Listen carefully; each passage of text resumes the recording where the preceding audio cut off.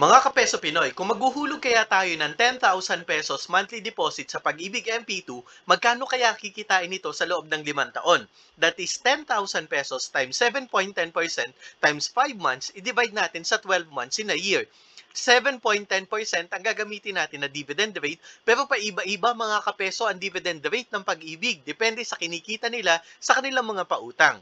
5 months ang ginamit natin kasi August hanggang December 2025, 5 months na lamang ang natitira. Kaya ang 10,000 pesos mo, kumita ng 295 pesos sa loob ng 5 buwan. Tuloy-tuloy tayo maghuhulog ng 10,000 pesos ng 2026, 2027, 2028, 2029 at ang pinaka-exciting, by July 2030, tapos na ang paghuhulog natin ng 10,000 pesos na kung saan pwede na tayong mag-withdraw by August 2030. 600,000 pesos ang naipon natin at kumita tayo ng 118,434.